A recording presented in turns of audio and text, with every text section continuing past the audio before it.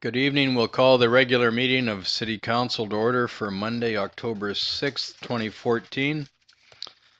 I'll ask Council to consider the adoption of the agenda. The recommendation is that the agenda for the regular Council meeting of October 6th, 2014 be adopted as circulated. Moved by Councillor Ashley, seconded by Councillor Cunningham. Is there any discussion? Question's been called. Those in favor? Thank you. That motion is adopted. Next for Council's consideration are two sets of minutes for adoption. The first are the minutes of the special council meeting of September 15th, 2014. Recommendation is to adopt. Moved by Councillor Kinney, seconded by Councillor Ashley. Are there any errors or omissions? Question's been called. Those in favor? Thank you. Those minutes are adopted. The second set are the minutes of the regular council meeting of September 15th, 2014, and of course the recommendation is to adopt. Moved by Councillor Ashley, seconded by Councillor Cunningham. Are there any errors or omissions? Question's been called. Those in favor? Thank you. Those minutes are also adopted. We'll move on to reports and recommendations. The first is a report from the Executive Assistant and Chief Financial Officer regarding the 2015 Community Enhancement Grants. Recommendation is that Council provide direction to staff regarding the proceedings of the request for the 2015 Community Enhancement Grants. And I've seen the report and the recommendation, and I'm going to suggest to the Council that because we're very near the end of our term, and this is actually a 2015 budget item, that if the Council wants to approve a portion of the money to ensure that these groups who've made application for community enhancement grants have an opportunity to stay alive for the first couple of months until the city, and this would be the new council in 2015, adopts their agenda, I'd suggest, so that this council does not bind that council, that rather than adopt 65%, as the report suggests, of the funding for the community enhancement grants for the 2015 year, that this council adopt 35%. 35% as opposed to 65%. That way, the council in 2015 would decide the majority, which is their role to do.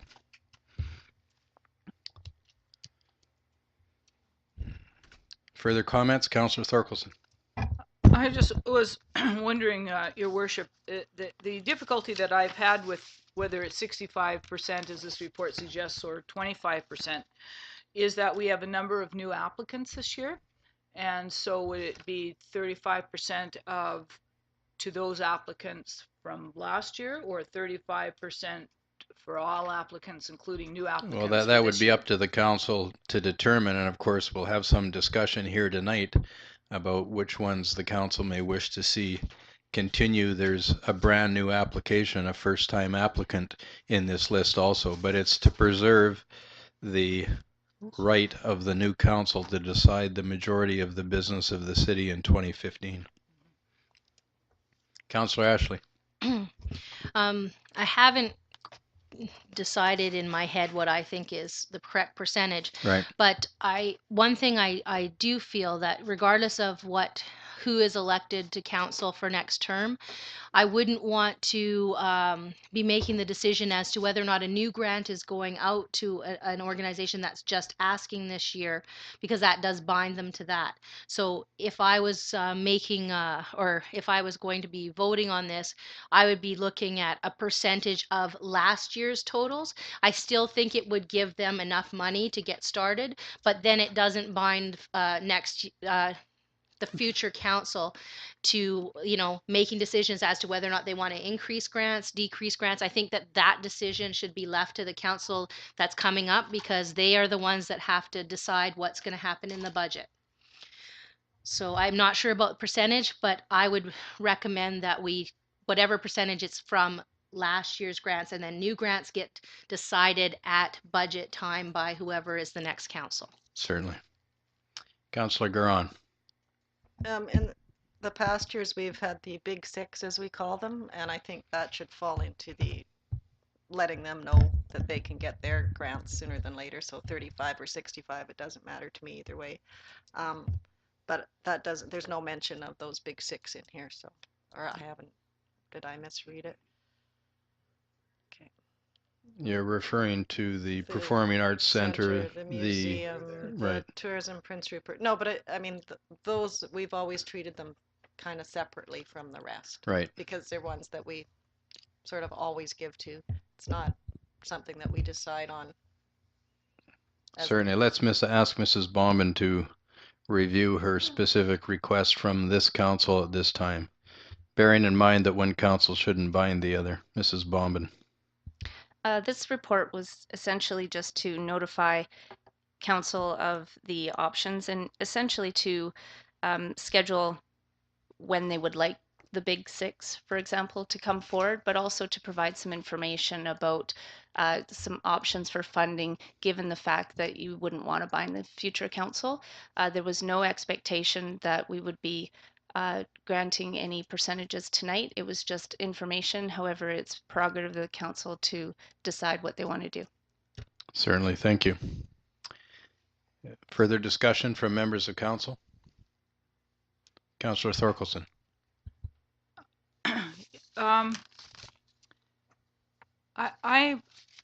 I think you're being very kind, Your Worship, to suggest that other organizations, we should look at funding them now. And I would think in a normal course of events and not an election year, that the council could be making a decision of that kind at this time. However, I really don't think that it's that we should bind the next council. It is whether these organizations, there's last year's organizations, are the organizations that still should we should still support, or council should still support, or whether the new organizations are more worthy of support. If you want to hold the budget to what it was last year, then if you're going to increase the different organizations, then you're going to have to decrease everybody's grant. That could be a way you're going to do it. So I just think that we're better off leaving this, and you know, I think that the new council could deal with it in the first meeting December if it was a real urgency. But other than that, we usually haven't done this until the springtime or anyway. So I don't think we've been doing this. Maybe last year we did it late fall. Part of it anyway, late fall, I think. So, but I don't think that I hate to make that kind of decision. I think it's part of the budget, and I think that budget should be left for the incoming council. Would you like to make a motion to table, following along on your thoughts? Yes, I would like to make a motion to table, please. Till the new council. Till the new council. Thank you. Seconded by Councillor Kinney. Motion to table has precedence over anything else. So my question is, right now, okay, so the motion to table, we can discuss whether or not, like, I'm just wondering, is there a discussion allowed on a motion to table? No. If the motion fails, of course, you can continue away. Councillor Carlick-Pearson. Can you read the motion, please? Certainly. Mr. Mandrick.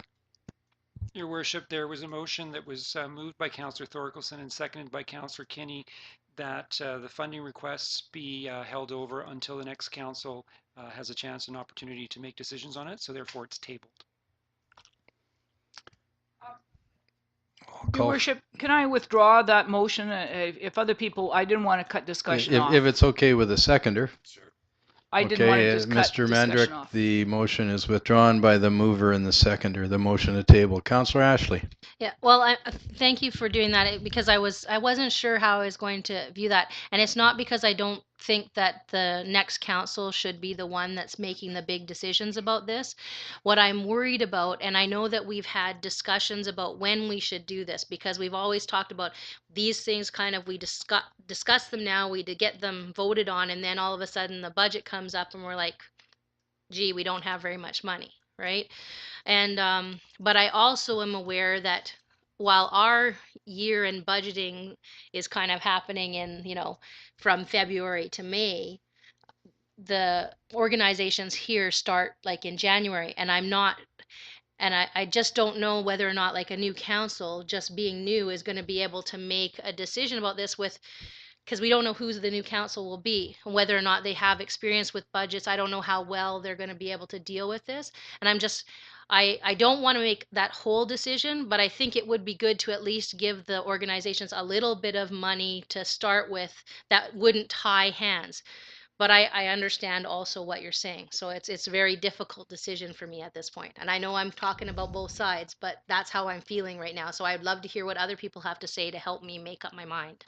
Certainly. Thank you. Further discussion. Councillor Carlick Pearson, Councillor Cunningham, Councillor Garon. Please go ahead. I agree with Councillor Ashley in terms of, well, for one, when I first came onto council, I wasn't familiar with some of the organizations that were coming forth, and or whether they had a history and what their events were, and etc. So, I really at the time didn't have enough information to go and say, who's who and what I thought about who deserved grants or were eligible for grants or whatnot. So I would like to see us make some sort of decision before the new council's in place. Thank you. Councillor Cunningham. It's got here in the thing meeting schedule, and it gives us 3 options. It's on the top of page 3. It's, I don't have to read it, I don't think, but maybe for the people out there. Have you got an option there you think should be best? Schedule meetings of all grant recipients in the new year so the recipients can tell the community of Prince Rupert what they do with their money they receive from the city, or delay any action 2015. I like the first one. Should council schedule meetings of all the applicants prior to approving any grants?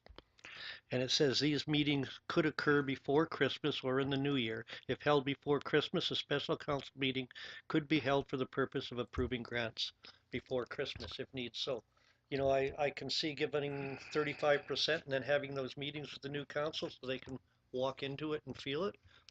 We're gonna have the staff helping the new council, so I don't see where it'd be a problem. Thank you. Councillor Garon. Thank you, Your Worship. I agree with that, what Mr. Cunningham or Councillor Cunningham has to say.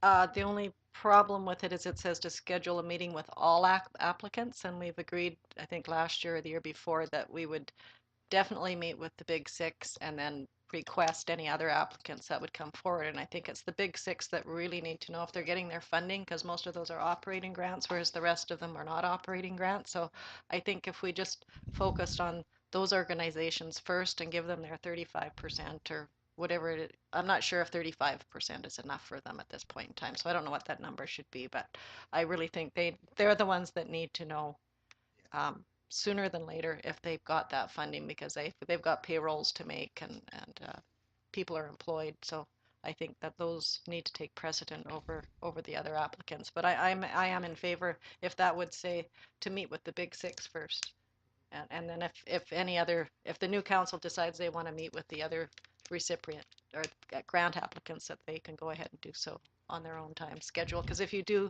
end up having all of them come in, it's a very long process and goes on for a good month.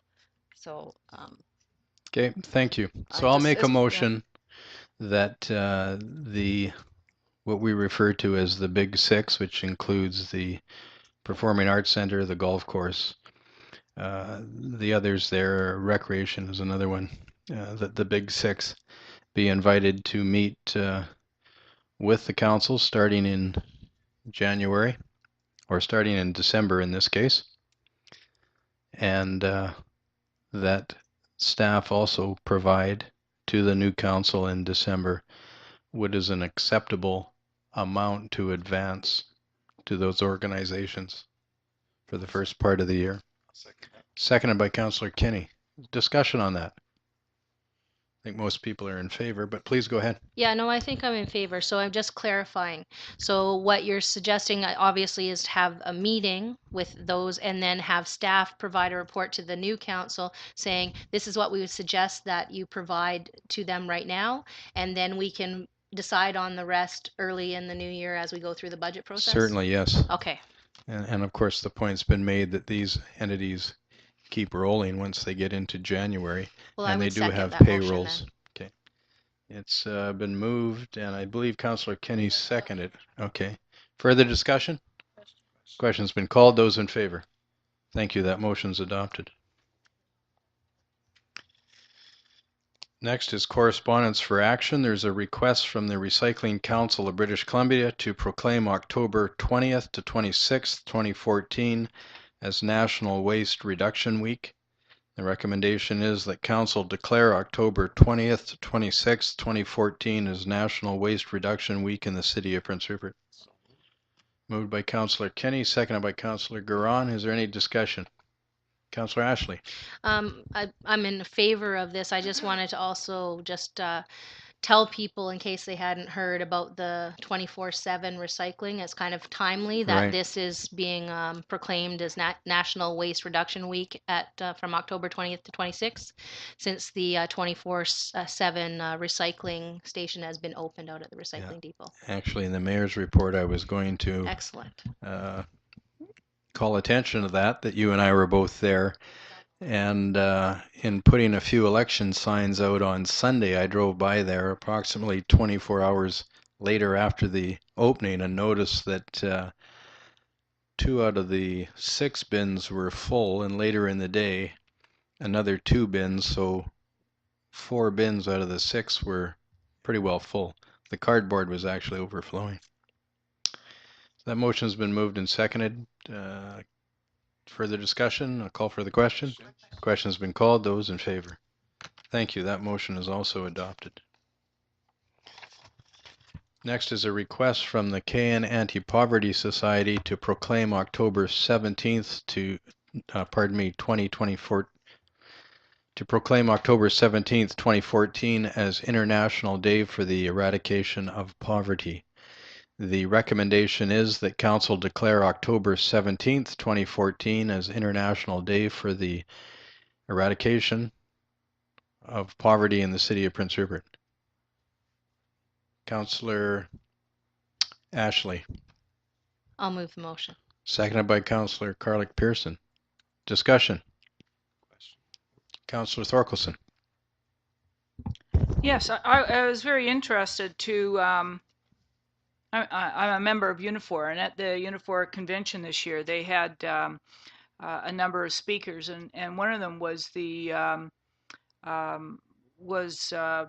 leader of the opposition, and what they were talking about was, and I was kind of chuckling because Unifor is going around with buttons that said $14 minimum wage, and the federal NDP's studies show that $15 an hour across Canada is the fair wage that will lift people out of poverty. $15, and our minimum wage is at 10. And so you just look at the difference between what $10 and $15 would be to bring people out of poverty. One of the things is that working poverty is so debilitating because not only are you getting such a poor wage, if you think you're making $10 an hour, you're earning such a poor wage at $10 an hour, plus you're working, so you now have to pay for daycare if you have children, and no matter any daycare subsidy that's being given out in our province anyway is not enough to cover the cost of daycare for a parent who is working. So by the time you pay daycare and by the time you pay transportation, and I spent a lovely 6 weeks in Vancouver. And let me tell you, if you're living downtown, the transportation's fine. But if you want to work, if you have to work into the evenings, as many people on minimum wage jobs do, and then you have to go and live in the outskirts, you aren't going to get home. If you finish work at 9 o'clock, you're lucky to get home at 11 or 11:30. And I if you want to go out to Port Moody or Pitt Meadows, that's how long it takes to get out there on public transportation after the rush hour. So, I think that we have to look after things, of course, in our own community, and that's what we've been trying to do. Housing is a huge issue right now in our community. The Unemployment Action Center 3 years ago was dealing with no housing issues, and our funders were asking us why. They thought that we just weren't caring. It really is because we didn't have any housing issues at the Unemployed Action Center, and now it's about 50% of the our employees' time at the Action Center who is looking after housing issues now, both on the landlord and tenant side, because those issues are being difficult. So anyway, I certainly support this, and I think that supporting things like the community gardens and salmonberry trading, like we've been trying to do, is also very helpful. Thank you. Councillor Ashley. Yeah, not to take too much longer, but I did want to just let people know, in case they hadn't been following the stuff happening at UBCM, that the motion that or the resolution that we put forward asking the province to create a poverty reduction strategy actually was passed. And so, I mean, it's a step in the right direction, but of course the province has to take that on. But I think that it's hopeful that we have the municipalities agreeing that this is something that's needed. Thank you. There's no further discussion. I'll call for the question. Question's been called. Those in favor? Thank you. That motion's adopted. Yes. Just on that, Your Worship, I forgot. I want to mention one more thing. One of the things that is interesting, and we're nowhere near the size of Seattle, but Seattle City Council declared its own minimum wage. Not suggesting that we should do that, but I think we should actually look at that model and see what is happening down there. They declared a minimum wage last year, almost a year ago now, of $15. And they must have the power to do that within their city charter, I would think. They must. But to me, it's an interesting experiment to see if they do drive small business out, as small business may, are very greatly concerned when the minimum wage goes up, that it impacts on small businesses. So I think a study of Seattle is so interesting to find out that if small business actually does get forced out, or a small business can do well, if the minimum wage raises for everybody, if therefore small businesses can do better because people have more disposable income. But I thought that's a really, we should try to keep our eye on that, the councils of the future should try to keep their eye on that. Certainly. Next is a letter from the Reverend Jason.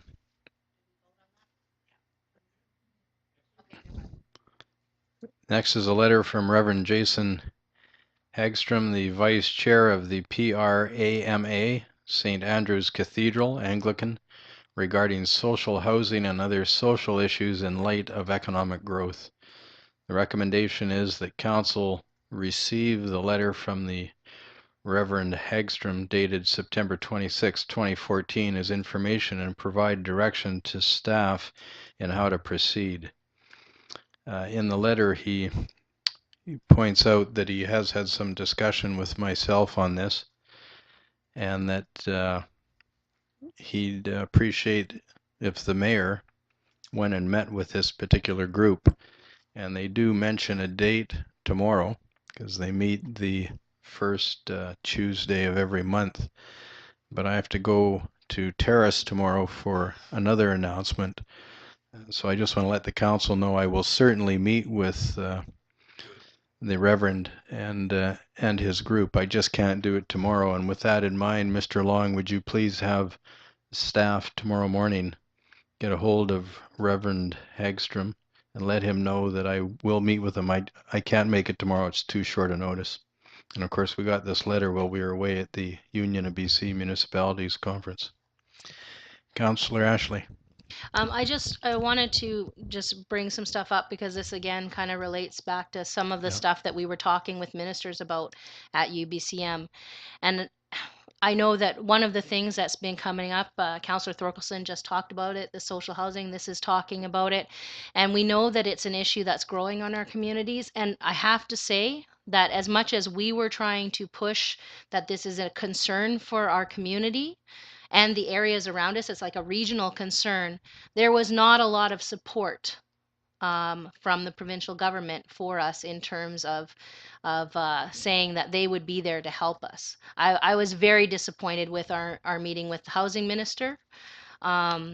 There was some news about possibly having a few new rental subsidies, which is, it's better than nothing, but it's not enough. And I just think that we have to continue to push this with the provincial government and creatively within our community to try and make whatever kind of things we can do, because it's only if all of the good things that happen with the potential development that is out there, that's all great, but we need to make sure we take care of the people in our community as well, and we need to figure out how we're going to balance those two. So Certainly, we'll just have to keep trying to lobby.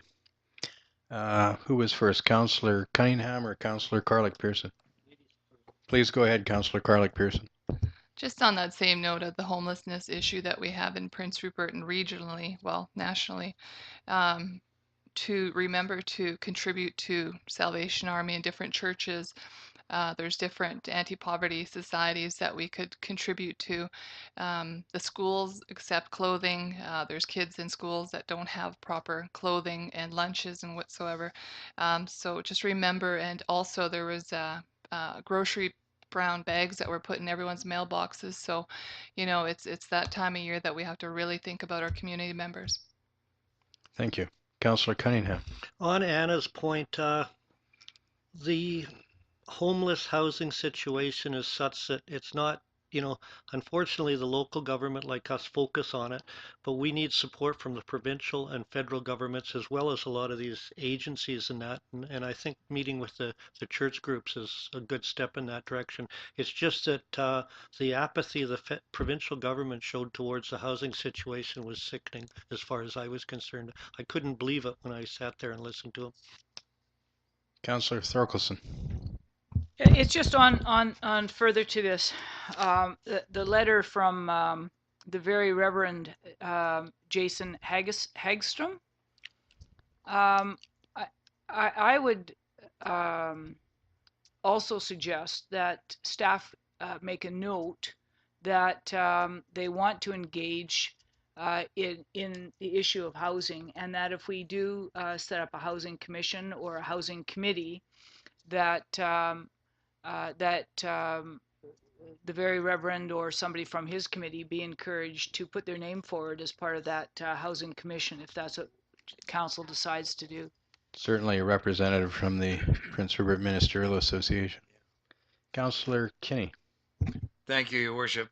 As we all know, we were at the meetings at the Crest and they were discussing the housing and stuff. And it's not only for our homeless or everything, but it's for our seniors too. We have a lot of seniors and they need housing. Councillor Garon. I think we have on our agenda tonight the housing study, the completion of that. And I think that's one thing that sort of will come out of it, whether we decide to do a commission or committee, which I think needs to happen. And I think the provincial government is not going to help us unless we find some way to help ourselves, which I think we need to get quite a few different people in the community together to try to come up with some kind of solution, because there are pockets of money available out there. We just have to figure out how to access and how to partner and get some of these things happening. So I think you know, we've started to do our homework and we've got a big piece of the puzzle to work with, and we need the rest of the community to help us come together with that. So I think it's a good thing. Okay, thank you. If there's nothing further, we'll move on to the next item. Item number 10 under bylaws and development permits. It's a memorandum from the city manager regarding an application for a development variance permit for 1654 Atland Avenue. The recommendation is that the development variance permit process proceed to public notification to determine how the neighbors feel about this proposal. I'll ask council how they wish to deal with this matter. Councillor Cunningham. Proceed with it. So you're moving the recommendation? Yep. Thank you, and seconded by Councillor Kinney. Any further discussion? Councillor Ashley. I just wanted to note, I can see what staff are saying and not wanting to set a precedent, but I think with regards to this particular application, as long as it's not precedent setting and we've got ourselves covered in terms of, you know, being able to access the property if we need to, then I think it's a good idea. Certainly the encroachment agreements allow for that. Councillor Garon. was pretty much going to say the same thing Okay. Councillor Ashley said. So. Thank you. So the matter has been moved and seconded. Any further discussion? Question's been called. Those in favor? Thank you. That motion is adopted. Next is a report from the city planner regarding planning for major projects. It's a report on the housing community engagement. The recommendation is that council approves the 3 components as identified and presented by the city planner's September 29th, 2014 report to council. This topic is of great interest to the community. Mr. Long or Mr. Mandrick, would you please outline the contents of the report? Mr. Long? Thank you. Thank you, Your Worship. Um, Basically, as we will all remember, we've done quite a bit of work on the issue of housing within the city of Prince Rupert, and we will continue to do some more work. We recognize that the data around our housing stock was extremely important to have a complete understanding of exactly what we have in terms of our existing footprint, and I think we've done that. What component 1 is for us to continue to do the rest of the housing survey and the inventory, and to keep it current to excuse me, to improve our statistics on the social side. In other words, to really investigate. I think we were looking at the 9 indicators of community, and one of those is the social capital, social cohesion. So we want to continue doing that, and to increase our data on suites and market rentals, so that we really have a full understanding of what our marketplace looks like.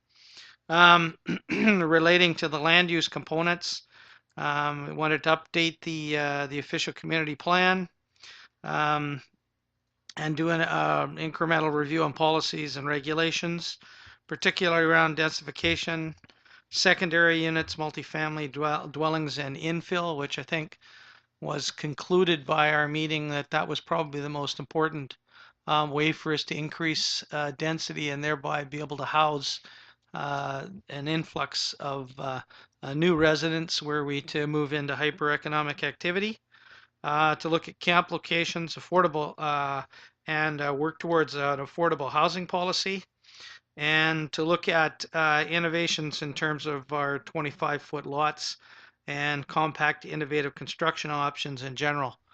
Now, number 3 was to create a housing commission with a specific scope of work and a definitive of life cycle. So I think the issue there is to task a particularly group of community members with the idea of trying to deal with all these housing issues, but do it on here's your terms of reference. You've got a year to deliver, rather than having it an ongoing committee, but to actually task this group with very specific requirements. And I think that certainly part of the component 3 is also to update our 2005 10-year capital improvement program, which we're actually doing now. That's really where we started this work in the spring at council's request.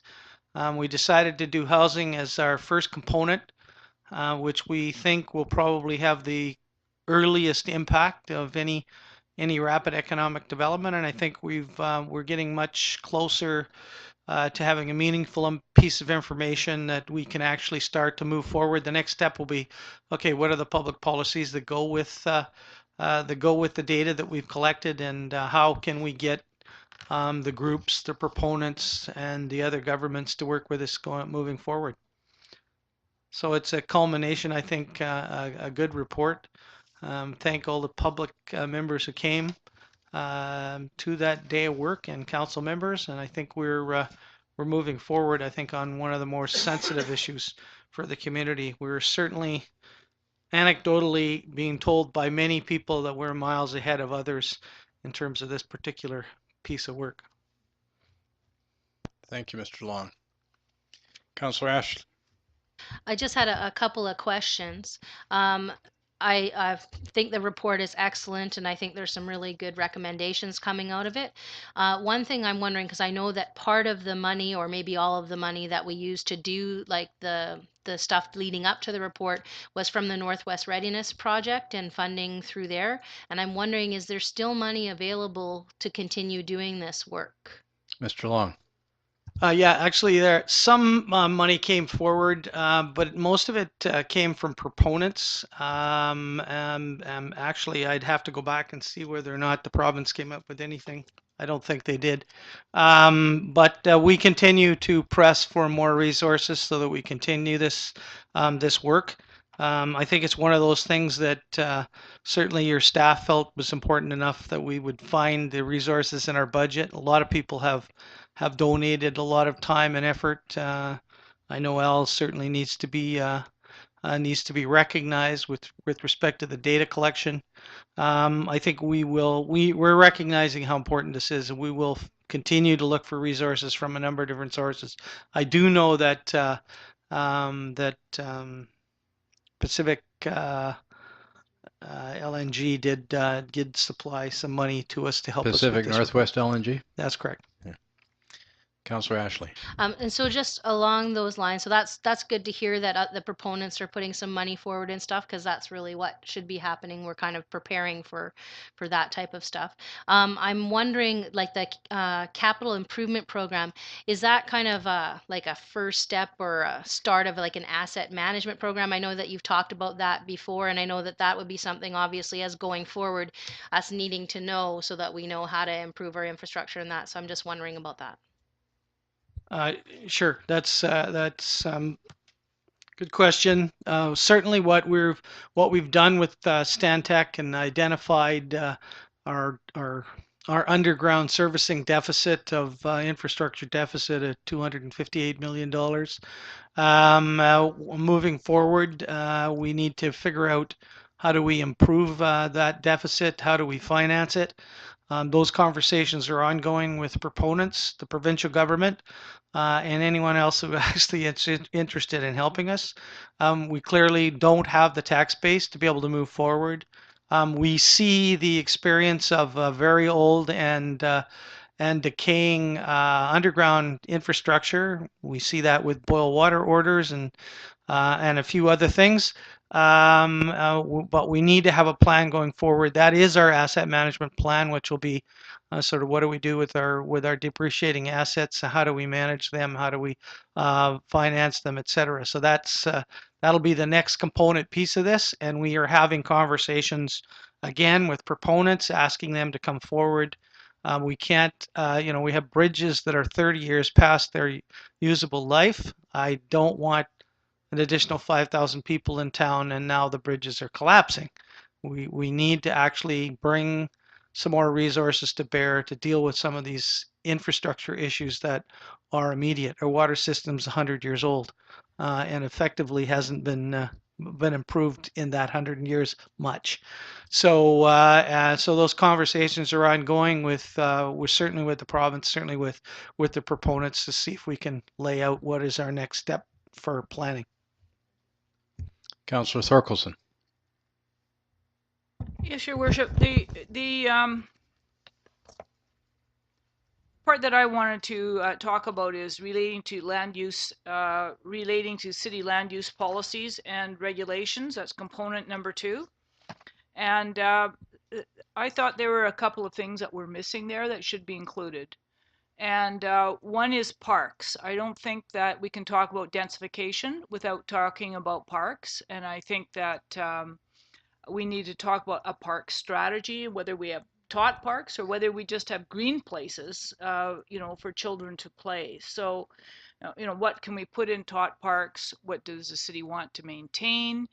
And what about larger parks? So, do we have parks where that are like, do we just continue to improve the parks that we have now, or do we actually look at it, and if we have a densification program, whether we're going to have parks? I think that's really important. If you have apartment buildings, you need to have places for kids to play, as far as I'm concerned. And And the other thing is that when we were doing the first quality of life plan, and then we amended it to we tried to green it, right? We greened up the quality of life plan, and one of the interesting things at the time is that we didn't include a green building code, which was included in places like Whistler, and there are about 5 or 6, and I'm sure many municipalities have it at that time, which was about 8 years ago. There's probably 4 or 5 green building codes that we had, and the green building codes were things like if you're going to put down pavement, that the pavement should have a water collection system that looks like this, or the pavement should be this kind of pavement so it doesn't just collect water and dump it into the city's gutters. There should be ways of letting the water naturally seep into the ground. Other types of things were if you're going to have a large, like these camps that are coming in, whether they're going to have their own sewage treatment facilities, and whether we want to increase the load of our city sewer that we're putting into the ocean, or whether we want to try to ensure that any new big major projects, not the infill projects, but the major projects that may be built, if they're going to have to include their own at least primary, if not secondary treatment. So there's a whole number of things that can be put into a green, I think it was called a green building code. It's not exactly like a building code like the provincial building code, but it was a list of things that would be required by developers. It's And I more think we need it's to more look at it. sustainable materials. Yeah, sustainable materials, but also like in our, what we looked at a lot was what you do with rainwater. Like what do you do with rainwater? What do you do with sewage? In lots of places there, what do you do to collect sunlight, to have solar panels? That might not be a really great discussion to have here, but maybe turbines in downpipes or something like that. But I think we need to have that if we're going to have a growth in this town, in our community, that we should be planning for sustainable growth by using green building methods that are going to give us long-term sustainable housing, not housing that we wish we looked different 10 years from now. Councillor Cunningham. A couple of questions. Over the past years, private individuals have put in trails that are being used. Butsy Trail and that, are they on provincial land or city land? Butsy Trail is on provincial land. So is there any protection that that's going to stay there? Yes, there is through Okay. the provincial government. It's been dedicated for that use, and the provincial government actually does spend some money Okay. doing some tree mitigation there when it's necessary. Yeah, and there's also a network of people that have been building trails for biking and things like this. And what do any of those recreational sections have any protection? I'm not sure if those individual groups have gotten leases from the provincial government or they've just gone ahead and built, but some of those do exist, certainly. Yeah, because it'd And be there is, by the way, some years ago, the city got some funds for the initial development of a linear park system. Mhm. But over the years, after that funding ended and the city went through 10 years where we couldn't afford to maintain things, some of those trails have been let go. Portions of those trails are still being used in various parts of the community. Please go ahead. Well, I'm just wondering, we're talking about parks and that, and I'm just hoping that some of the existing things, even though they're outside of the norm, if they're not already protected, we should be helping people in these groups protect them so that they're going to stay there and they're just not going to get thrown to one side when development comes along and somebody wants a piece of land. That's all that my concern was. Certainly. Thank you. Councillor Garon. Thank you, Your Worship.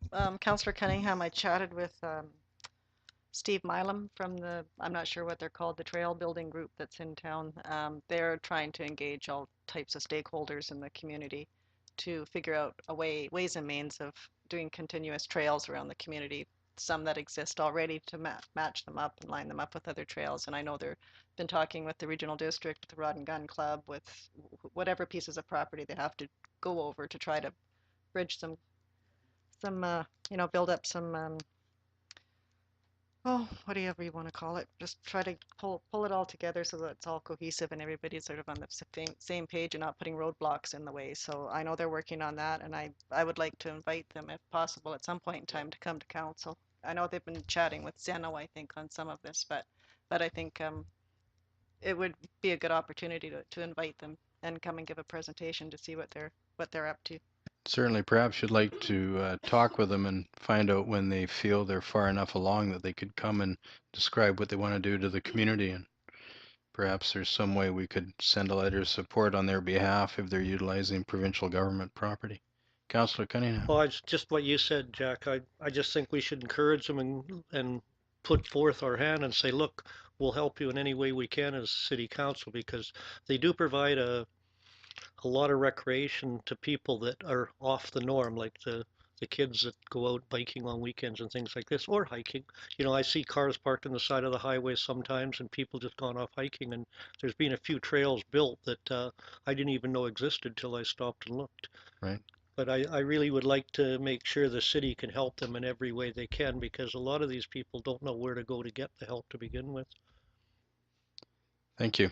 I'll direct council back to the recommendation that council approves the three components as identified and presented by the city planner's September 29th, 2014 report to council.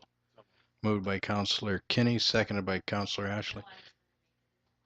Oh, okay. Well, if there's no seconder, certainly. Is there a seconder to that? Or would you like to withdraw that and listen to Councillor Ashley? Sure. Okay, it's withdrawn. Go ahead, Councillor Ashley. I just wanted to, after listening to what people had said, I was going to just make an amendment to what's on here and then move that. Certainly. So what I was looking at doing as an amendment would be to component 2.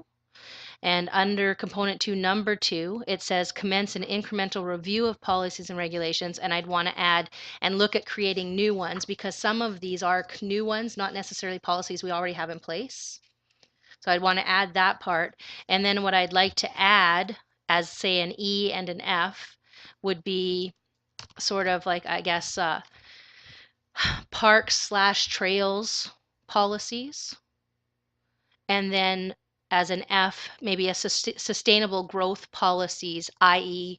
green building codes. And that way allows staff to look at those things and see what might be something that could be something that they could put together to bring forward to the next council. So I'm not sure if you guys got that, but it would basically be E, parks and trails policies, and then F, sustainable growth policies, i.e. green building codes, etc.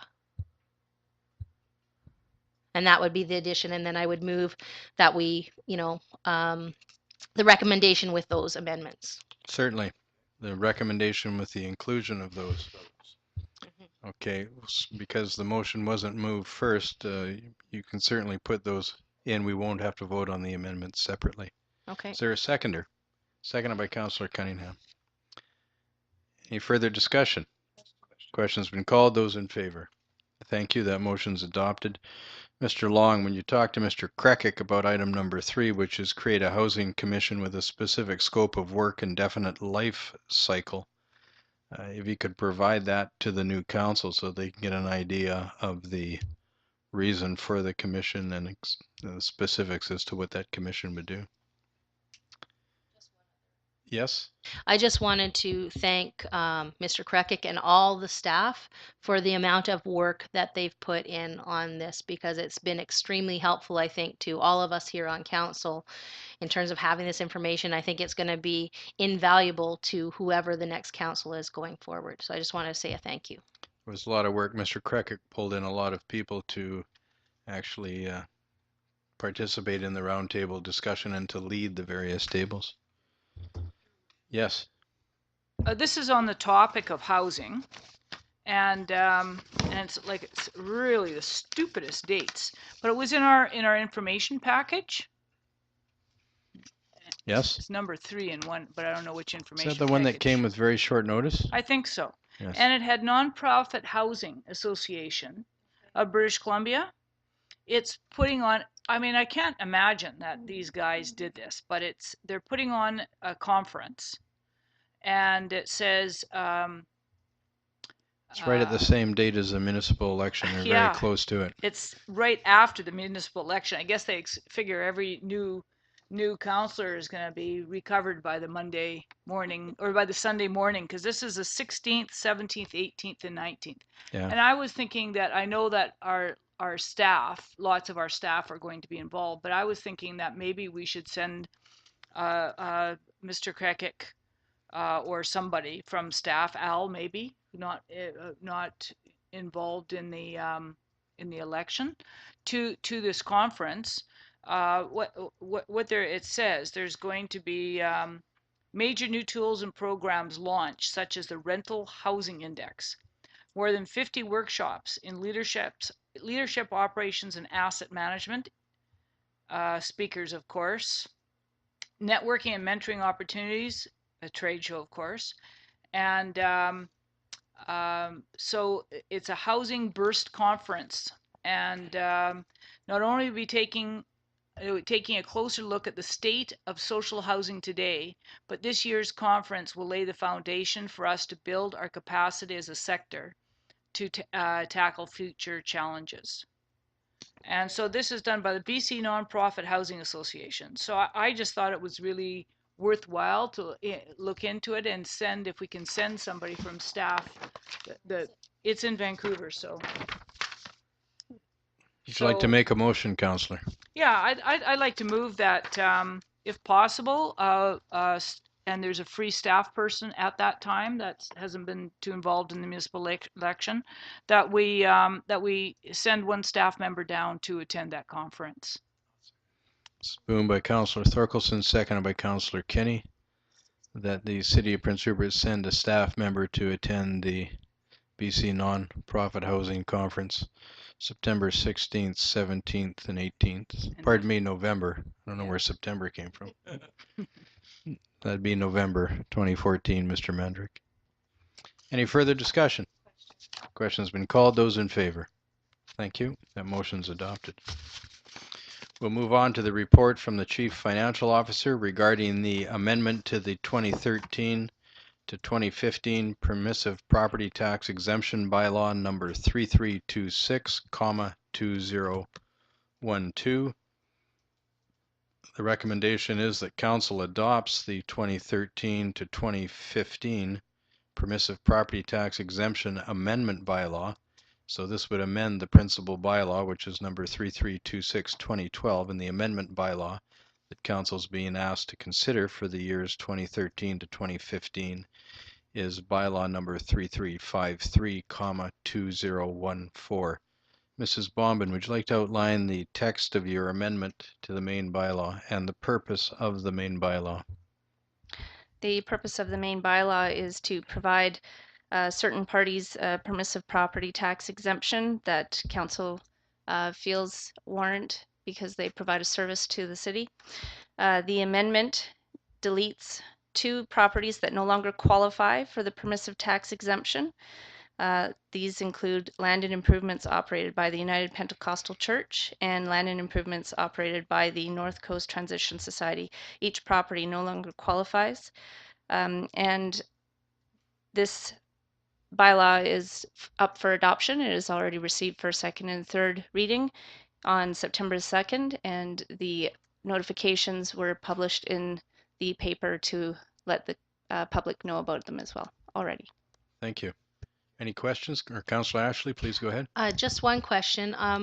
Other than the 2 amendments you made, are there any new properties on here from last year that you're aware of? No, there is not. I'll ask Council's consideration of the recommendation to adopt. Moved by Councillor Ashley, seconded by Councillor Garon. Discussion? Question's been called. Those in favor? Thank you. That motion is adopted.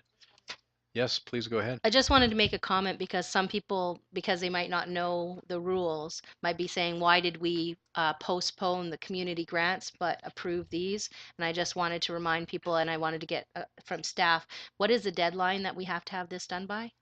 October 31st. That's a requirement in the local government legislation that prior to October 31st of the preceding year, you must adopt the permissive property tax exemption bylaw. And that is to give the local governments time to get the bylaw certified true and sent off to the BC Assessment Authority so they can take it into consideration for the years that the permissive exemptions are allowed. Next is a report from the Chief Financial Officer. It's regarding the 2014 5-year financial plan amendment bylaw, and that's number 3355, 2014. There's a recommendation there, which I've changed slightly, and I'll use that recommendation and explain the reason why.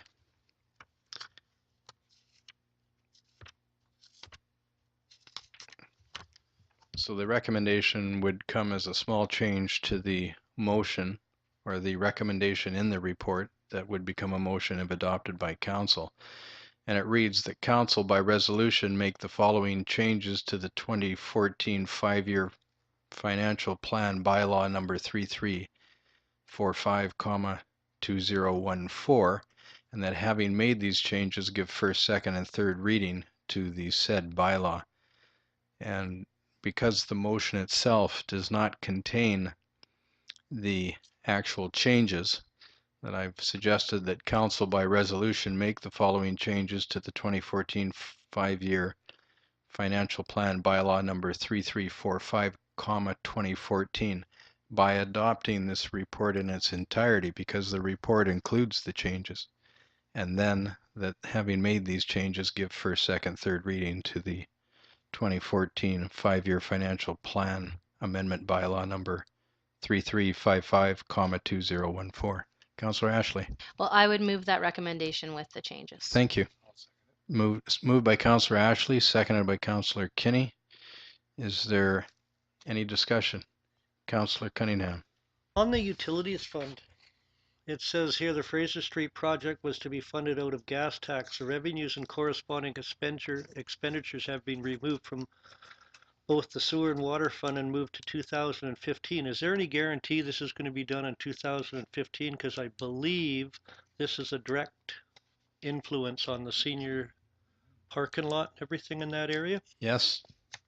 As far as I'm concerned, it'll be done in 2015, but Mrs. Bauman. Of course, it will have to go to the next council for them to approve, but because it actually was approved this year and was postponed, it will be one of the top ones on the agenda for engineering to be presenting to council. Yeah, because I believe in conversations with Nelson Kinney, that Councillor Nelson Kinney, that this has been postponed more than once. Is that true? Yes. So then it should be at the top of the priority list. It actually is. What has actually occurred is the engineering study has been done for it, so it's shelf ready, and it'll be ready to go and just go right out to an RFP should council approve it, of course. It's not only shelf ready, it's shovel ready, and you've got some councillors that'll jump on the shovel for you. Yeah, right. Mrs. Bauman, before the council adopts this, it may be of interest to the public that are watching at home if you go through the funding sources and the percentage of revenue so that people at home can get an understanding of where the, on a percentage basis, where the money is generated. And if you could, on the next schedule, which is table 2, look at the property class and review the percentage of tax revenue that way, so that people have an understanding of just how the budget process is built around here and where money comes from. Please. Certainly, Your Worship. Table 1 in the report talks about the funding source of the overall revenues for the city. 30% is made up of municipal property taxes. Payment in lieu of taxes and provincial grants is 10%. User fees and charges is 28%. Reserves and accruals is 4%. Accumulated general operating surplus 5%. Accumulated utilities to operating surplus 1%. Conditional grants is 7%. And this year debt financing was 15% because we obtained a loan through the MFA that was advanced to the Airport Society. And in total, that is $48 million in revenues. Table 2 talks about breaking down the property class, which is in relation to the municipal property taxes. Residential taxes makes up 45% of the municipal property taxes. Utilities makes up 1%. Major industry makes up 0%, or rather, it's a fraction of a percent. And Major Industry Port Property Tax Act is 20%, so this would be all properties subject to the tax cap. Light industry is 4%, business is 30%, and recreation is a fraction of a percent as well. Thank you. I'll ask council's consideration of the motion. Question's been called. Those in favor? Thank you. That motion is adopted. We'll move on to additional items. Mr. Long, the city had some infrastructure concerns, again involving 17th Street. And earlier this week, there was a boil water advisory. Could you please give an update on that matter? Thank you, Your Worship. Just to advise the public, the boil water advisory has now been lifted, and everyone in Section 2 can consume water without having boiled it first. The advisory was put in place in conjunction with Northern Health as a precautionary measure.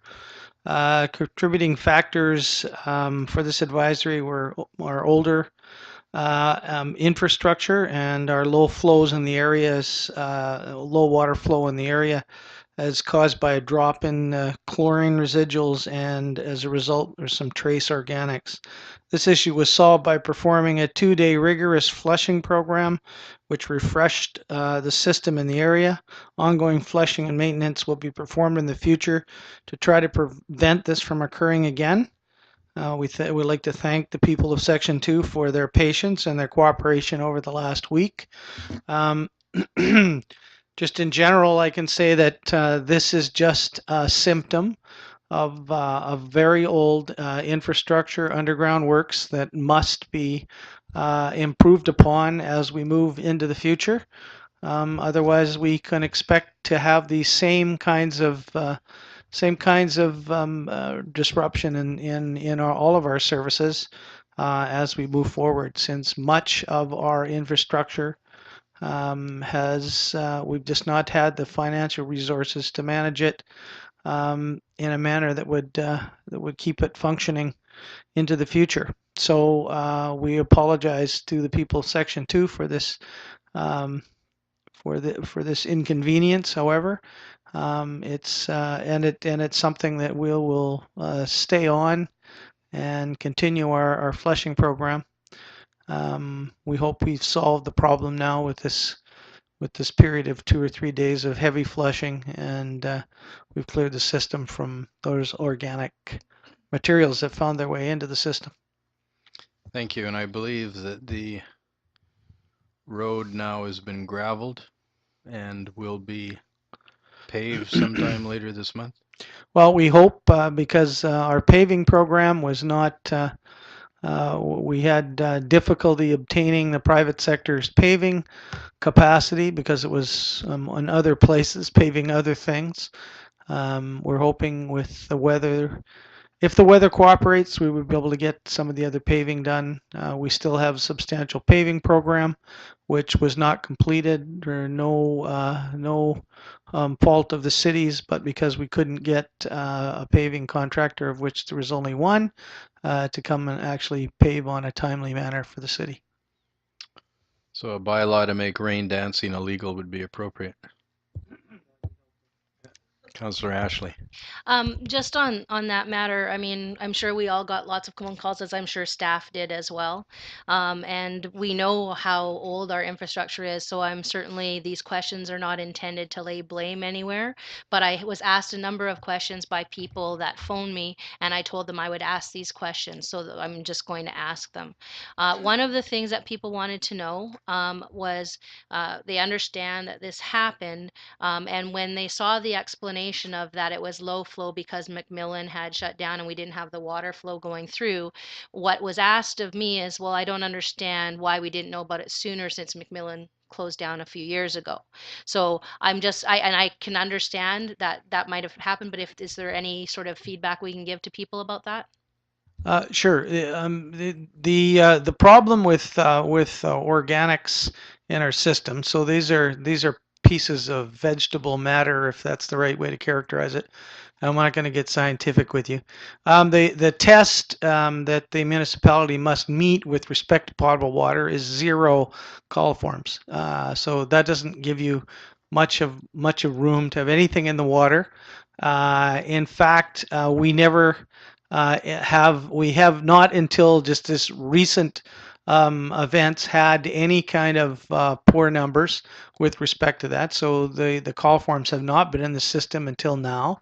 When the engineers try to explain why now we find a little bit of coliform. It's not a lot. It's numbers are 4 and 2, and that kind of go back to 0 for a number of days. There really isn't any. There isn't any specific indicators that this event was going to take place.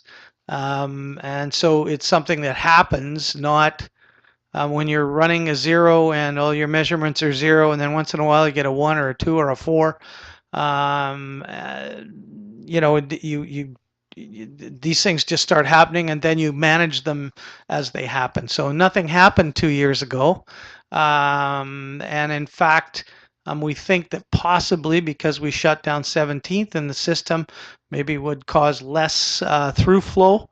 That could be one of the contributing factors. When we blew the lines out, we made sure that 17th was all open, so there wasn't any water sitting in the system. As you will know, that we chlorinate the water on the other end of the system, and then we have what we call chlorine residuals that we measure certain parts of the system to make sure there's still chlorine in the water, because chlorine is what reduces the bacteria's ability to multiply and basically cause people to be sick. And so we measure those chlorine residuals, making sure that they're there to protect the health of the citizens that are using the water. So yeah, if there had been if the measure was 30 points, and 2 years ago all of a sudden we had 2, 10, 15, and we worked incrementally up to coming up to the measurement of 30, then obviously we would have got started a lot sooner. But in fact, the test is 0, and the tests have been appreciably 0 until these particular events. When you're in a whole system event, it's difficult to put your finger on one particular source or one particular circumstance, and that's really been our problem. We have not been able to sort of identify a specific source. So what we do is we scour the lines with by pumping fast water through it. One of the other ways to use is what's it called, a pig. Pigging the lines, yes. Yeah, pigging the lines, but not it's a little foam thing. The difficulty that we have pigging our lines is they're different sizes as it goes up and down, and they're out of different materials. So some of them are steel, others are the newer parts be Blue Brute. So and they have different sizes. When you put a system in with all the same size pipe, then it's really easy to pig it, and that's one of the ways that you can clean out the residual on the inside of the pipe. But we're not really able to do that in our context, and we really didn't want to do it for fear it might cause us more problems with leakage. The reality is the system is extremely old and needs to be replaced in the near future, or we will continue to have these kinds of disruptions in service. There's just no way around that. It's like having a very old vehicle. You're going to maintain it a lot more often than if you have a brand new car. Councillor Ashley. So thank you for that explanation, because I think it will be helpful to people so that they understand, and also to know like kind of that the levels were really low. So I think that's important for people to know. I know, and you sort of said it, our infrastructure is old. The ultimate fix is we need to replace it. But one of the other things that people have been phoning up about, and they're concerned about, they understand, okay, things need to be done now and we're going to fix the problem now. They're concerned about it happening happening again in the future, which you said, if we don't do something about this, it could happen again. And I know they're looking for assurances. I'm not sure what assurances we can give them, but the questions kind of were ranging around what can we do if we, for example, let's say we don't have the money to totally replace it immediately. Is there anything else that can be done? And one of the people that phoned me was talking about they had some, I guess, experience in sewer systems, or not sewer, but water systems.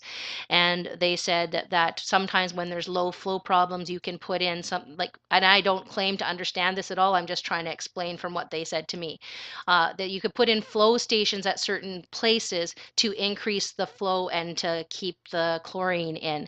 And I didn't know if that might be a possible solution, and if that's like a cheaper I know it still would be a temporary fix. It's not something that would last forever, but I'm just wondering, is that something that could be looked at if we find that the cost of replacing everything is not kind of in the budget immediately? That's well, let's start at the first one of whether or not we can predict what will happen next. And even though some people do say city managers have the ability to predict the future, I'm not going to sit here and pretend I can. That's a good thing. Maybe it is. Okay, that's great. And augmenting the flow and the circulation are possibilities. What the fundamental problem was, as you remember, when we started to dig up 17th Street, and then we found that, we were going to do a patch, and then we realized that the patch was like, I'm trying to think of an analogy where the patch is in stainless steel, but everything else is attached to a cardboard piece of pipe. So we're at that level where I'd hesitate to want to increase the flow in a system, because it'll probably cause us more leaks and cause more failures than it would actually try to solve that problem. So the more practical thing to do when you have a vehicle, then the engine's not running very well, you make sure you continue to put oil in it before you can get a new motor. And we're really going to continue to flush the system, and that's kind of the best thing we can do given the oldness and the fragile nature of our water system at the moment, is probably to continue the flushing and maintenance programs, continue to make some improvements where it breaks and where we fix it, instead of just like before we would fix a little piece. Now we're actually fixing much longer piece. We're saying, well, that's what happened. That was one of the issues in 17th, where we said this makes no sense. We're now on a third patch on top of two other patches. We need to do the whole street. That's more cost effective. So I think I appreciate that some people have some experience probably in other places, and they probably don't have the kind of longevity that our system has, or the fact that our system was designed to produce massive amounts of water for large fish plants in the day on either end of our community. So we had tremendous throughput at that time, and we don't have it anymore. So we're having to rethink. We have a lot of very large lines that really don't get a lot of use. So there's structural issues, but probably the fundamental issue is that the system is just so old, needs to be replaced. And so there's a real, do you really want to increase circulation that badly? Because you might actually cause more problems. So, but I appreciate, and I know our engineers be happy to talk to anybody who's got some experience that might be able to help. Just one last question. You've already talked about the cost, and I'm sure that that'll be part of the budget discussions with the new council. One other thing, I guess, especially if we're going to just needing to flush it through and stuff, the other concern people would be is how often is the water getting tested, just to make sure that things are safe. It gets tested daily. Does it get tested daily?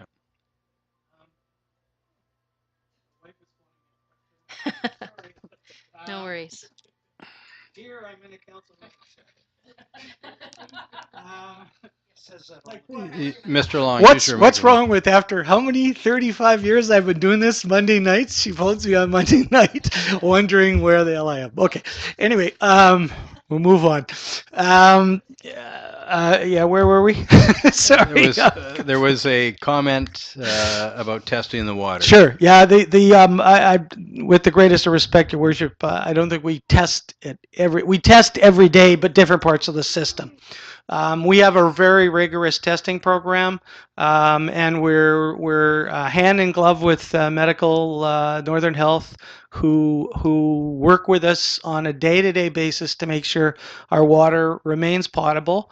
As you can see, when Northern Health saw the results, and it takes a day or two to get the results back, when they saw the results, very low results. Absolutely.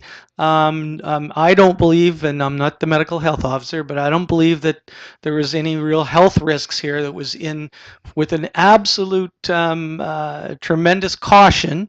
We agreed to act once the Northern Health felt that there was a need for us to do a boil water advisory. We found out at 4:30. I think by 6 o'clock, staff were out there. They knocked on every door. We'd used social media. We used every communication tool that we could imagine.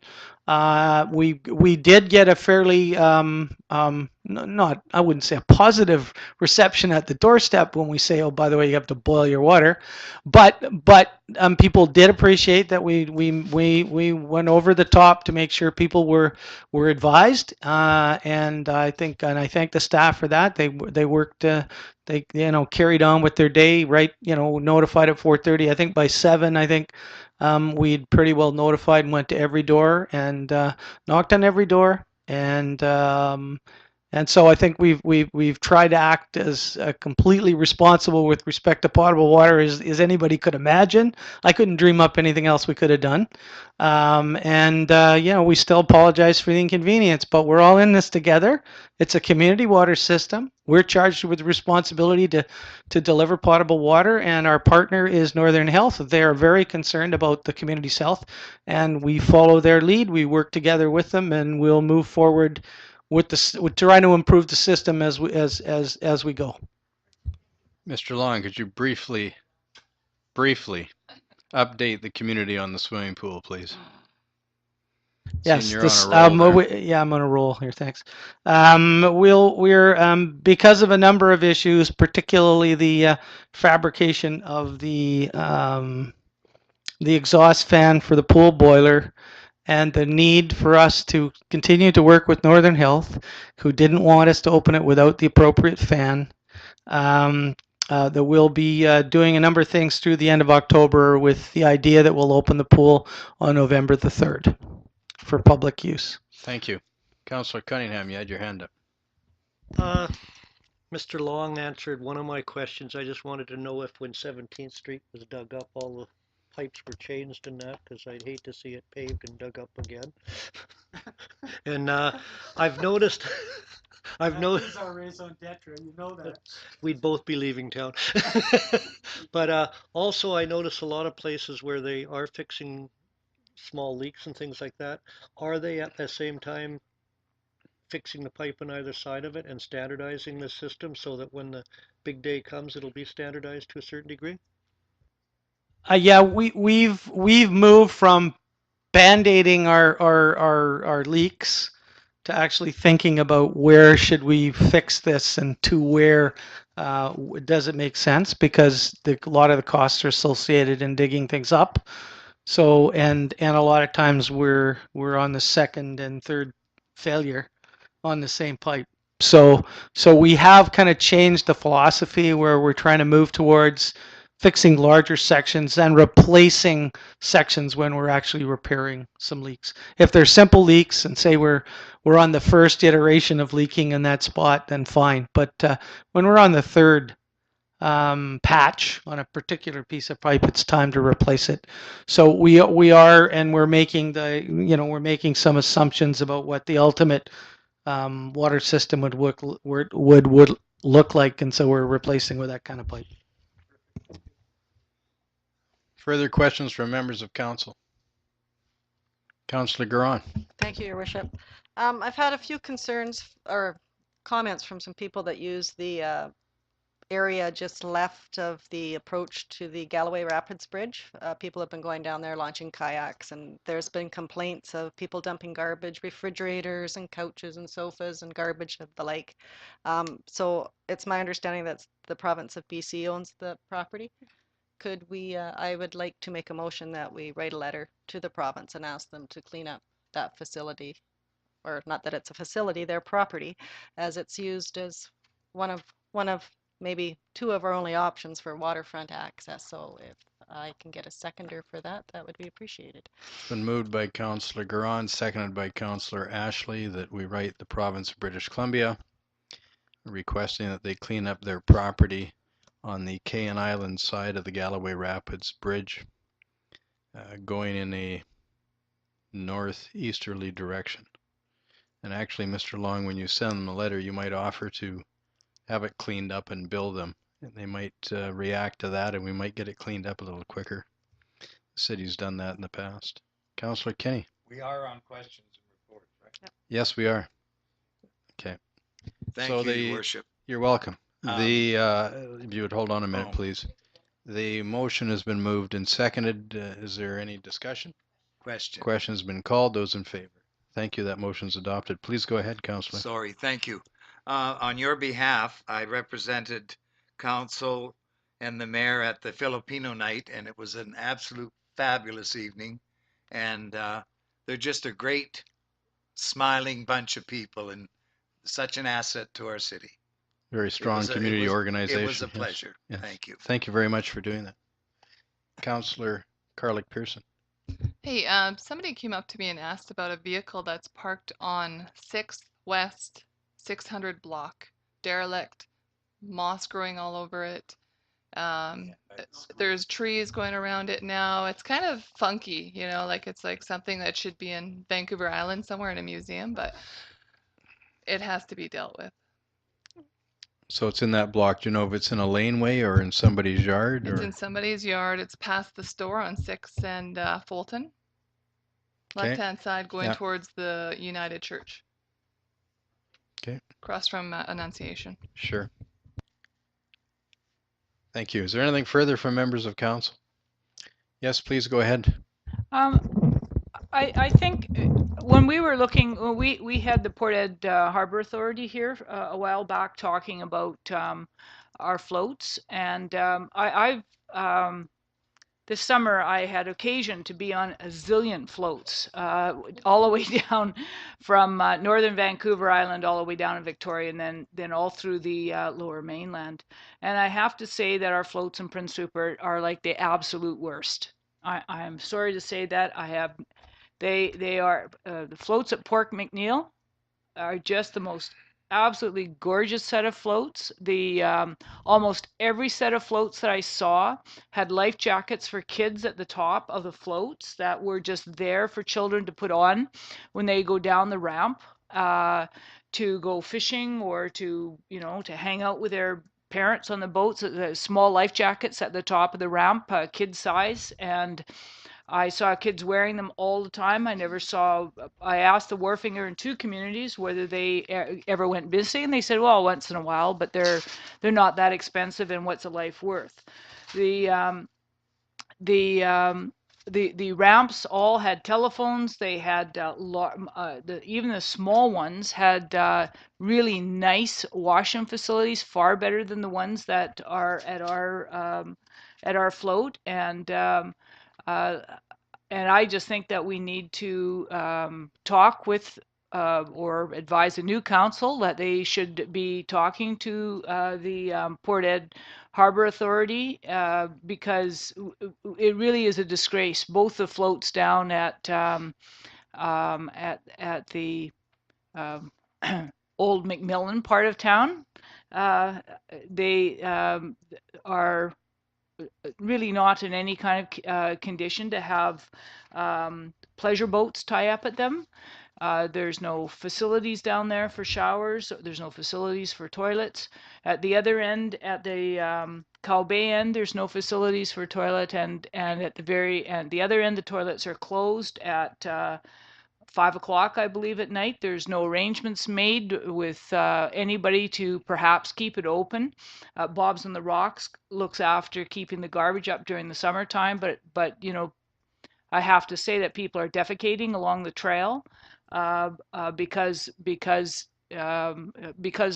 the on the weekends and in the evenings the washrooms are closed there and people are down working on their boats, and that's where they go. They guess they can't drive home, but whatever. I think there has to be some more thought put into, especially if we're going to be putting our money, city money, into fixing up the boat ramp, the boat launch, which is on city property. You know, we should be looking at that. Almost everyone had drive down. I didn't go to a community that didn't have a drive down float, and we have no drive down floats here. So I just wanted to say that we really need to talk to Port Ed Harbor Authority about spending some money beautifying our main float, that Rushbrook access float. And it was really, I really got an eye opener. I mean, I've been down floats in town, never much out of town, and that was a real eye opener to me, to be up and down floats all over Vancouver Island, and they were so very, very much different. Okay. Thank you. Councillor Cunningham. On that note, if we're going to send a letter to anyone, we should also be sending it to Small Crafts and Harbors, because that's who Port Ed Harbor Authority gets their funding from. And if it's identified there's something wrong with our floats and that, you know, we should be going after Small Crafts and Harbors also, and that would help Port Ed Harbor Authority get extra funding. Thank you. Councillor Thorkelson. Yeah, Your Worship, I don't want to make anybody think that our floats aren't safe. What I'm saying is they are not up to the tourist standards that the other floats that I were at. You know, Port Hardy, doesn't matter where it was down the coast, Campbell River, they're just beautiful. And if it means that we need to, if Port Harbor Authority says to us they don't have the money to beautify our floats or make them so that they're more people friendly, or put a winch on them, put a whole number of things, try to fix them up so they are community friendly, then I think we should absolutely do that, Councillor Cunningham. I don't want to suggest they're not safe. They're just not up to community par with the other communities. Thank you. Councillor Ashley. I'm just wondering if Councillor Thorkelson wanted us to, on behalf of like City Council, send a letter. Because I would be willing to make a motion that we send a letter to the two parties, Port Edward Harbor Authority and the Small Craft Harbors Branch. Harbors Branch, that just tells them about our concerns, and maybe Councillor Thorkelson can let staff kind of fill in the details. Certainly concerned that our floats are no longer that user friendly. I have pictures of almost every set of floats on Vancouver Island now. Port McNeil's got a very nice harbor. It's the pride of the community there. Councillor Kinney and then Councillor Garon. I just seconded. Okay, it's been moved and seconded. Is there any further discussion? Question's been called. Those in favor? Thank you. That motion's adopted. Councillor Garon. I have one more question. This is for staff. I've had people wondering where our bylaw officer is. Do you have an update for us? I believe, well, go ahead, Mr. Long. Publicly, we're working on our bylaw enforcement matter. That's it for questions. Thank you. Well said, Mr. Long. So I'll give the mayor's report. I met with MLA Jennifer Rice and MLA Claire Trevina regarding the changes to BC ferries and route scheduling. Also, the adverse effects on coastal communities on the north and central coast. And Claire Trevina is the opposition critic regarding ferries and transportation in British Columbia. I attended a presentation by the Canadian Association of Petroleum Producers to get an overview of the natural gas industry in British Columbia. Also in attendance were Councillors Ashley, Garon, and Kinney. I provided a presentation on community activities and various projects as it relates to the city development and opportunity to a group of financial bond facilitators that were touring the Northwest region. I met with representatives of the Avanti Kitsault mine who are interested in having ore from the mine facilitated and shipped through Prince Rupert. I attended the 2014 Cops for Cancer bicycle tour, welcoming to the city event, and on behalf of City Council and our residents provided a welcome. The participants rode from Prince George to Prince Rupert. Along with members of the Royal Canadian Mounted Police Prince Rupert Detachment, I welcomed the passengers and crew from the motor vessel Silver Shadow, and this is the last cruise ship to visit the city for this season. And on behalf of City Council and our residents, I attended the Northwest Aboriginal Canadian Entrepreneurs Program graduation ceremony. There were 17 graduates from the program who, with increasing economic development, may find opportunities in our Northwest region. I offered our congratulations and best wishes. Prior to the start of the 2014 Union of British Columbia Municipalities Conference, I attended the BC Mayor's Caucus. A variety of topics impacting British Columbia municipalities were discussed, and the following were prioritized: the present ad hoc grant process, the Municipal Auditor General, municipalities' aging infrastructure, ambulance service and its delivery, mental health and addictions concerns, and how it impacts policing services and hospital emergency room service. Councillors Ashley Cunningham and I attended the 2014 Union of BC Municipalities Conference. On behalf of our residents, we met with the individual cabinet ministers and the Premier, also BC Hydro, Canadian National Rail, and the Northern Health Authority. We attended a total of 11 scheduled meetings. The topics discussed were development of provincial government lands on South Kayan Island for port-related activities, the process for consideration of more facilities at Acropolis Manor, the provincial government having a stronger voice with regard to the West Coast salmon fishing industry and consideration of ocean ranching opportunities for various salmon species, the mitigation of housing impacts during periods of hyper-economic activity, and the minister did advise us the ministry will provide another 20 assisted housing units here and another housing support worker. Healthcare servicing constraints and the need to keep a clear certification process to bring doctors to the Northwest region was discussed, and I also requested a third ambulance be stationed in Prince Rupert in the future to attend timely response to emergencies. Currently, the service is incident prioritized and on a case-by-case basis, and patients are wait-listed. With regard to the proposed Tsimshian Access project, we requested the city have more direct involvement as the project impacts our city, which is the main service center for any economic activity that could impact the access and egress to the Prince Rupert Airport on Digby Island. About advanced education, we discussed the provincial government's involvement in the portability of apprenticeship hours interjurisdictionally.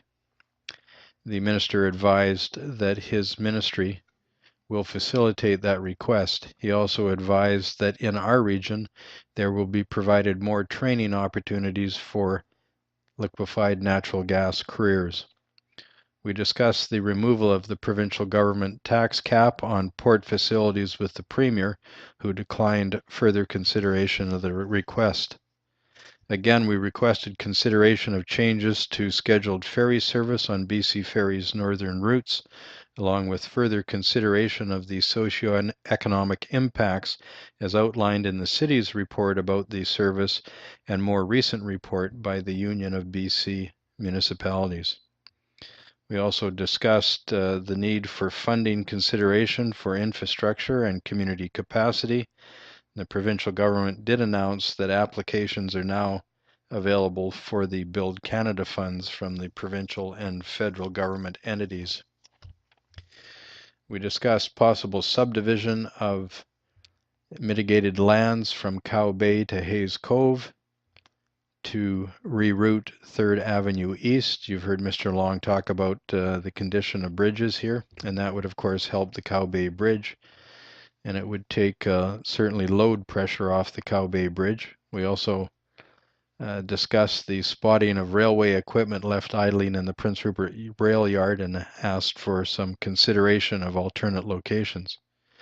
Again, we requested that the Ministry of the Environment establish an office in Prince Rupert, pointing out that any developments on provincial lands need to be reviewed by the ministry for anything going onto the land, up in the air, or into the water. And lands under consideration for development currently include, and these are all provincial government lands, the lands on South Cain Island, land on Digby Island, land at Grassy Point, and other lands along the Tsimshian Peninsula. Also discussed were surplus lands within the city held by the BC Hydro and Power Authority. And this past weekend, Councillor Ashley and I were in attendance for the opening of the recycling transfer station, which is available for drop-off on a 24/7 basis at the Skeena Queen Charlotte Regional District operated recycling center. And I also attended the Senior Center Pancake Breakfast for the month of October. That concludes the report. It was quite busy at the Union of BC Municipalities Conference. I appreciate that, and I think people are aware that we have members of council here that also sit on the regional district. They also sit on the Northern Health Authority and various other entities that involve us on a regional basis. And I appreciate that although we had a small crew, everybody was able to make it to the meetings. Thank you very much. That concludes my report. Councillor Ashley. I just wanted to mention, just along with the UBCM, because people are aware that we had several resolutions that were put forward. I mentioned one of them, but all of our resolutions except for one passed. And the one that didn't pass was regarding the tax sale, and I think we just need to rework that.